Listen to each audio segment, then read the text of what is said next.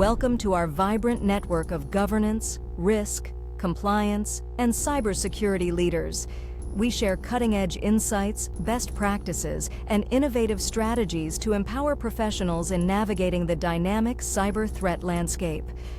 Join Circolo de CISO to ignite resilience and data protection across industries.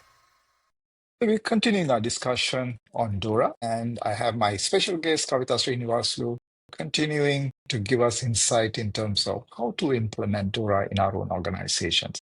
I personally feel, though it is targeting financial institutions in the European Union, that should not stop any other organization, especially financial institutions in other regions, saying it only belongs to Europe. Hearing Kavitha speak, I feel there's a lot of good things we can adopt.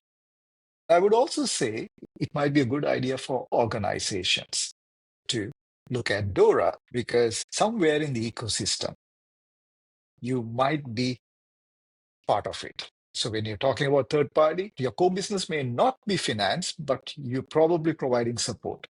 So it applies to you. So Kavitha, thank you for making time to be back. I want you to share with the audience any other tips if they were to adopt. And this is going to be a final episode. So I want you to kind of in your concluding remarks, I would like you to encourage them, prod them to do something. What would that be? Hi, Sujit. Thank you, and hi, everyone. There are a few recommendations or some ways that I would say that you have to take this evolving regulation standards or the requirements. So, especially to the security team, the security analyst, the manager or senior managers, CISO, including the CTO who's getting into the space, we will have to understand that it's not a single activity or a one person activity. We have to ensure it's not only the security team who works on it, it is each and every individual's responsibility.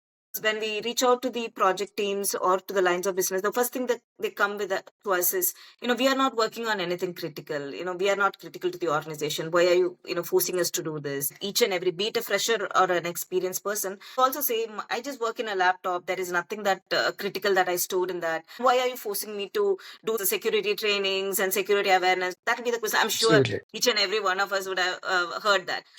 We have to educate them in stating it is not that you're working in a critical system or on the critical data. The time the individual connects to the network of the organizations, you are a critical resource. The predators will not go and touch the system which is secure, but they will target the resources who are not aware about that, right? All they need is a key to enter the network. For that, Absolutely. each and every individual are responsible for that. And this level of education has to be given to the employees. They shouldn't feel that they are not working on critical projects or critical system, but you have to tell them you as an individual is critical to the organization when it comes to the network. So that's one. And second, talk about the automation. There are a lot of documentation work. We are worried, like, how do we really reduce the documentation or reduce the manual efforts and automate it so that we will be in a position to invest in the right place? And how do we increase the turnaround time? How do we increase the decision-making process? You will have to automate in such a way that it doesn't give you the gaps that is prevailing in your system currently, but also the solutions. We can do using an automation where when we are generating the report, when doing assessment at a granular level, the report should show not only the gaps, but also the solutions to mitigate the gaps aligning to the standard requirements. So that is possible using automation. I would recommend you automate the system in such a way so that you can increase the turnaround time in decision making. Whenever you come analysis report, it takes time for us to decide what solution is required, discuss with various teams and not knowing what is the right strategy to follow. But adapting automation and having this report will help us in decision making and move forward very effectively, and also to invest your time in more effective manner. The third recommendation I would like to give is keep encouraging the organization to do simulations, because it is not enough only doing documentation or documented by the security team.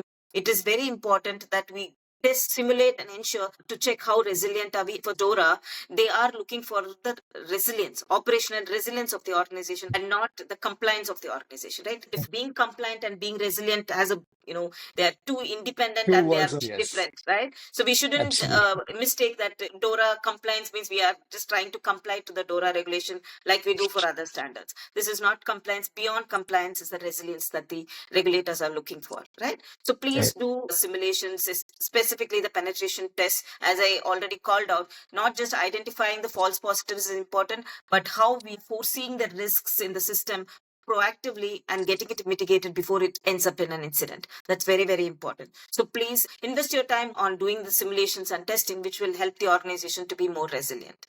And one important topic we haven't touched upon on DORA so far is information sharing. Yeah. DORA demands that any important communications, the ICT specific, going in or out of the organization have to be vetted through a designated official, and it has to be stored in the central repository where when they come for the audits or for the regulatory assessment, they would be required to review that as well. What kind of communications has gone out and how secured are they and who really vetted that before it goes out. That's something that we have to look into, and how we store the data and how we ensure it gets vetted, because there are lots of communication that goes out, especially with the third party.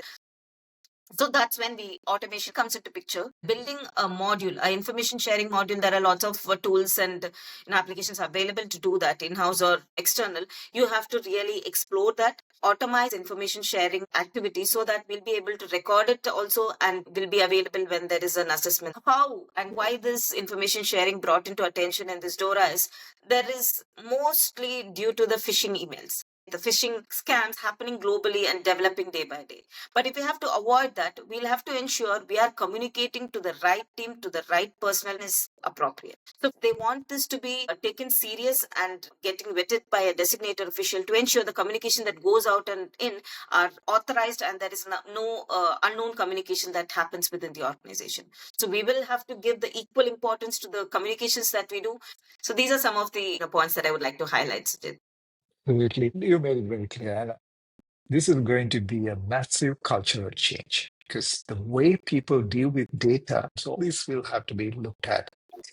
People will have to work on a data governance model to clearly state as to what information has to be shared. People can't say that they will not share information. Sometimes the regulator may demand certain information be furnished to them. Now, for example, if there is an AML situation, that information has to be shared securely with the regulator. There's a lot of work to do. People have to document the process, have checks and balances, define clear ownership, custodians, and it should be a risk-based approach. So it was wonderful talking to you, Kavitha. I personally gained a lot. More importantly, I was able to recalibrate and refresh my thoughts. I'm sure the viewers benefited from the insights you shared. I look forward to having you again in another show and wish you all the best and thank you so much for your time. Thank you, Sujit. It was a good opportunity to refresh my mind as well. Well, the more we discuss, the more we get to know. Last recommendation I would like to give, please keep your minds open, see what is happening around you, the different studies and surveys, rather than delving into the systems on a day in and day out. You have to be prepared to face a very secure digital space. Thank you. Absolutely. Absolutely. So viewers, in case you missed the previous episodes, please log into our YouTube channel, Circular Caesar. There are several topics and discussions we've had on different days. You can listen to them. And if you've not subscribed, followed us, please do. Please share the information with your friends, and I'm sure it will be beneficial and useful. And if in case you have a topic which you want us to discuss, let us know, and we'll be more than happy to accommodate that as well.